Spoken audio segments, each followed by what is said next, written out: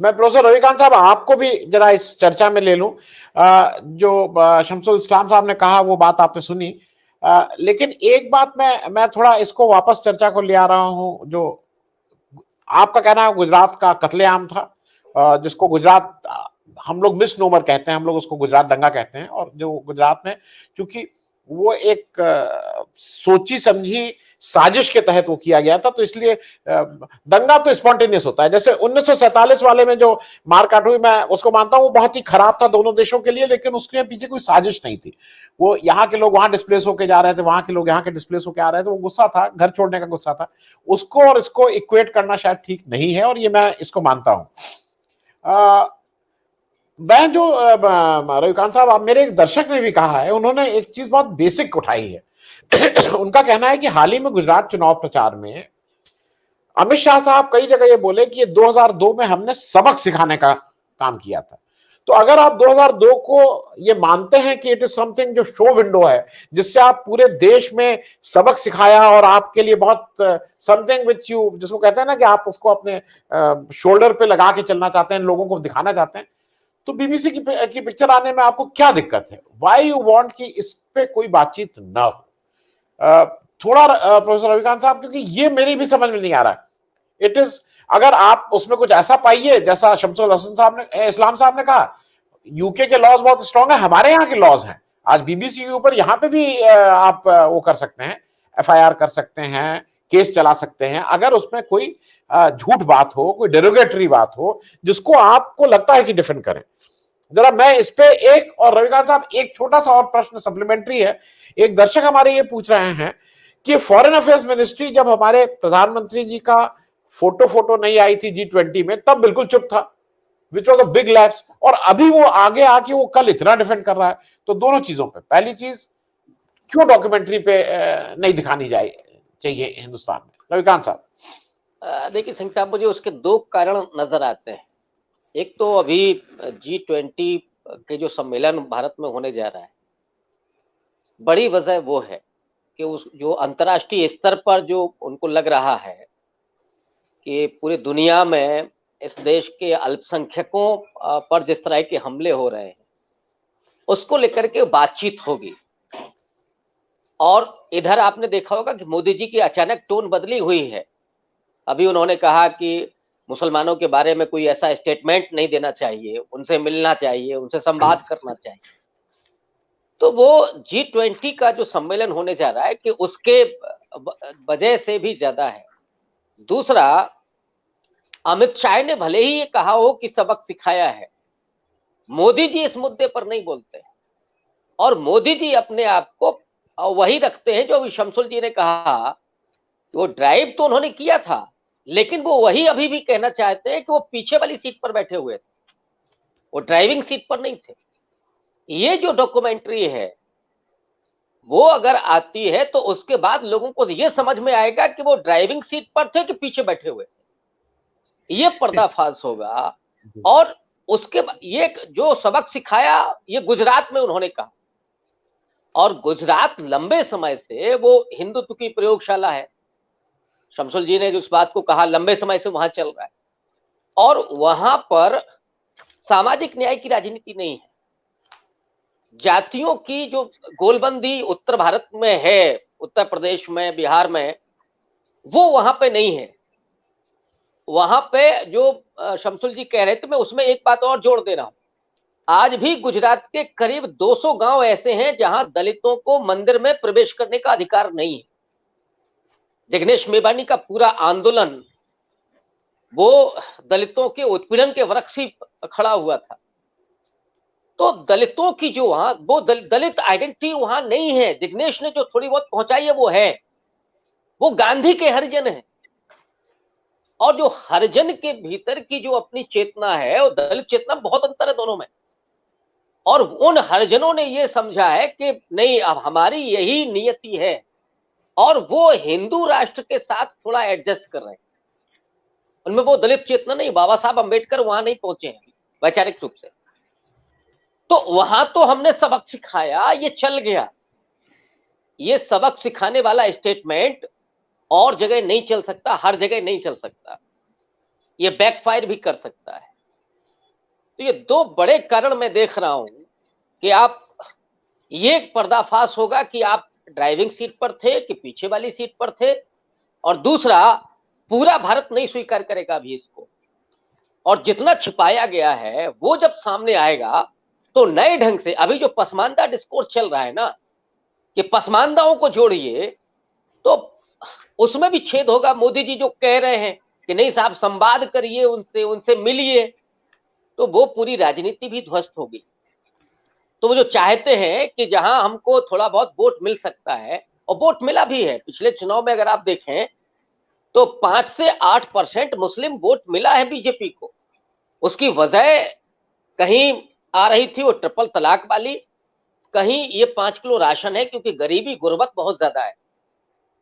जहां चेतना नहीं है तो उनको लगा कि नहीं ठीक है, राशन तो मिल रहा है कम से कम, आप नफरत पैदा करिए उसमें अशराफिया के विरोध में, या औरतों के भीतर के देखिए पुरुषों को तो ठीक कर दिया। तो वो करीब 5 से 8% जो डेटा हम लोगों को मिलता है वो मिला है। तो उससे फिर से वो चीजें बनेंगी कि नहीं साहब मोदी जी ने जो किया है वो अब सामने आ रहा है, जिसे लंबे समय तक छिपाया गया। और दूसरा, इंटरनेशनल स्तर पर जो थू थू होनी है इसके जरिए, और एक जो भारत जोड़ो यात्रा चल रही है, अब आप इसको भी देखिएगा। तीसरा कारण, राहुल गांधी जिस बात को कह रहे हैं कि देश टूटा है, हम इसको जोड़ने निकले हैं, बीजेपी का काउंटर ये कि साहब कहां टूटा है जो आप जोड़ने निकले हैं, कहां नफरत है जो आप ये प्रेम की बात कर रहे हैं। इसके जरिए राहुल गांधी की बात जस्टिफाई होगी कि नहीं जो हुआ वो गुजरात में जो हुआ वो ऐसे हुआ, वो दिखाई पड़ेगा कि देश टूटा ही नहीं है, बहुत बिखरा भी है। और जिस तरह से किया गया है कि दंगा नहीं था, वो नरसंहार था। सिंह साहब, इस देश में पिछले 2 दशकों से दंगे खत्म हो गए, नरसंहार होते हैं सिर्फ। ये कहा जाता है कि हमने दंगे खत्म कर दिए। दंगे तो तब होते हैं जब दोनों ही पक्ष लड़ने की स्थिति में हो, तब दंगे होते हैं। आप इधर बता दीजिए कौन सा दंगा हुआ है। इसका श्रेय लेती है मोदी सरकार कि देखिए हमारी सरकार में कोई दंगा नहीं हुआ। तब दंगा की स्थिति में बनेगी तभी तो दंगा होगा। वो तो सरेंडर करके बैठा हुआ है। मॉब लिंचिंग हो रही है, अभी 3-4 दिन में 2 वीडियो मैंने देखे हैं, ट्रेन में हुआ है। एक व्यक्ति को मैंने आपने इतनी नफरत पैदा कर दी है कि किसी व्यक्ति के केवल उसकी बाहर की पहचान को देख करके या नाम की पहचान को देख करके, मध्य प्रदेश में एक लड़के का, कंप्यूटर साइंस पढ़ने वाले एक लड़के का वीडियो देखा, कितनी निर्ममता से उसको पीट रहे हैं केवल इसलिए कि उसने एक लड़की से बात की थी किताब के संदर्भ में, और उसको कट्टरपंथियों ने क्या बना दिया कि मुसलमान है तो लव जिहाद करना चाह रहा होगा। ये चीजें सतह पर आएंगी जिसको वो दबाने की कोशिश की जा रही थी, और ये उस वर्ष होगा जब G20 का वो सम्मेलन है। तो राष्ट्रीय स्तर से लेकर के अंतर्राष्ट्रीय स्तर तक मोदी जी को थोड़ी समस्याएं होंगी, इसलिए वो ऐसा कर रहे हैं।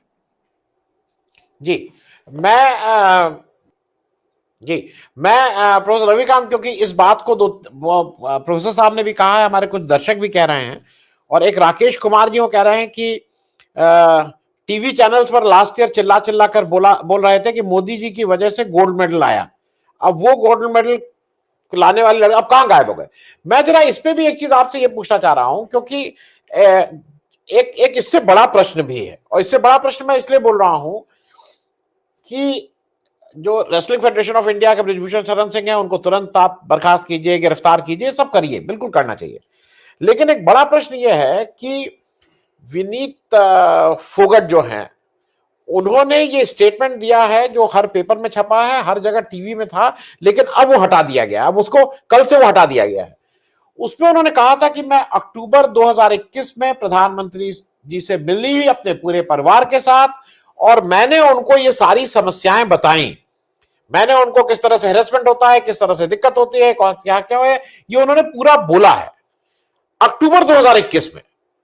तो पिछले 1.5 साल में ये मोदी जी का, इसमें लोग बोल नहीं रहे हैं, लेकिन मेरे हिसाब से इसमें मोदी जी कटघरे में ज्यादा हैं। क्योंकि अगर आप मतलब आप घर के मुखिया हैं और मैंने कोई बात आके आपसे बताई, और अगर आप 1.5 साल तक उसके ऊपर बैठे हुए हैं, तो इस पे जिम्मेदारी तो उन पे आ रही है, जिसको कहते हैं द बक स्टॉप्स देयर। मैं थोड़ा इस पे भी आपकी थोड़ा सा एक टिप्पणी चाहूंगा प्रोफेसर रविकांत, हालांकि डायरेक्टली नहीं है, लेकिन ये सारा एक ही ओवरऑल उसका एक पार्ट है जो जो हमारे यहाँ डिस्पेंस जो चल रहा है उसका। निश्चित रूप से ये बहुत गंभीर सवाल है कि अगर 1.5 साल पहले ये बात कही गई थी, उसके बाद कोई एक्शन नहीं लिया। मैं चलिए इसको भी भुला देता हूँ। मान लीजिए मोदी जी भूल गए, पिछले 3 दिन से तो चल रहा है, अब तो कम से कम पब्लिकली कहा जा रहा है, उसके बाद तो 1 मिनट नहीं लगाना चाहिए था। और अगर अब भी नहीं लगा रहे तो फिर ये शक पैदा होता है कि 1.5 साल पहले की कही गई बात भी आप भूले नहीं थे, आपके दिमाग में रही होगी वो बात, लेकिन आप उस समय भी नहीं करना चाहते।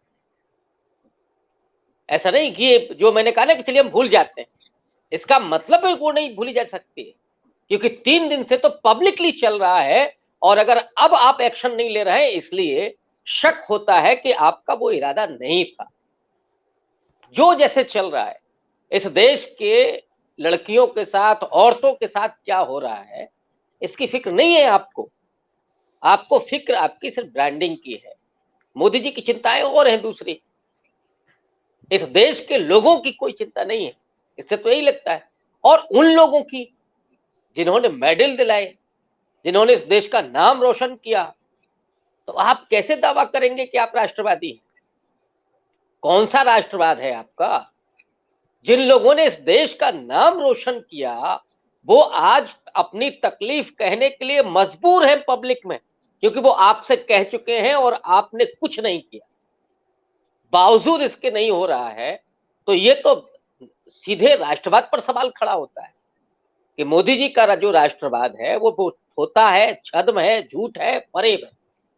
और इस देश में औरतों का शोषण जारी रहेगा, और वो जारी इसलिए भी रहेगा कि जो हिंदू राष्ट्र का सपना है, ये वो हिंदू राष्ट्र जो शमशुल जी कह रहे हैं कि ऐसा नहीं, वो वही वाला है। इसीलिए तो हम लोग कभी कभी कहते हैं ना कि साहब क्या आप मनुस्मृति के विधान से चलाना चाहते हैं? यही सरकार है कि जिसने 14 अगस्त को गुजरात में उन बलात्कारियों को छोड़ा, और उसमें से एक विधायक ने तो बयान दिया कि साहब वो बड़े संस्कारी ब्राह्मण थे उसमें। मुझे तो लगता है कि इस पर तो ब्राह्मणों को सबसे ज्यादा सवाल खड़े करने चाहिए थे। सबसे ज्यादा तो तकलीफ उनको होनी चाहिए थी कि एक ऐसे व्यक्ति को या 2-4 ऐसे व्यक्तियों को जो बलात्कारी हैं, उनको संस्कारी ब्राह्मण बताया जा रहा है। अब मैं इस पर ताज्जुब करूं कि ना करूं, मुझे तो लगता है कि अब क्या कहा जाए इस पर। ये केवल दुर्भाग्य है इस देश का, इस देश के पूरे तंत्र का, और ये हमारा भी कि हम किस दौर में जी रहे हैं जहां हमें ये सब देखना सुनना पड़ रहा है, हम इस पर बातचीत कर रहे हैं और शर्मसार हो रहे हैं। ये हमारा भी दुर्भाग्य है।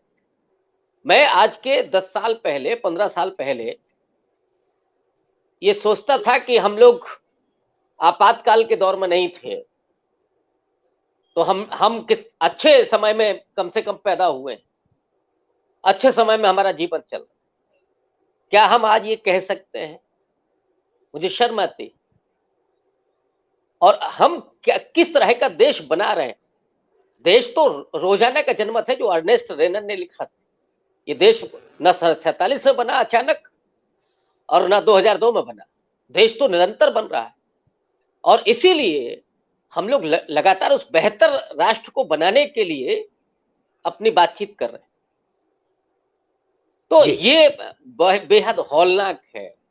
और वो जो सवाल आपने पूछा कि उन बेटियों को जवाब, अब हम लोग जब घर में होते हैं तो अपने घर की बेटियों को जवाब नहीं दे पाते अगर ऐसा कुछ होता है तो, और उसके लिए लगते हैं मोदी जी तो इस देश के अभिभावक हैं, वो तो प्रधानमंत्री हैं, उनके लिए तो किसी भी बेटी के आंसुओं का जवाब देना चाहिए। उनका मंत्री ये काम कर रहा है और वो खामोश बैठे। 1.5 साल पहले भी उन्हें बताया गया, वो खामोश थे। तो ये बड़ा भयावह है। सुनना ही अपने आप में बहुत भयावह है। जी।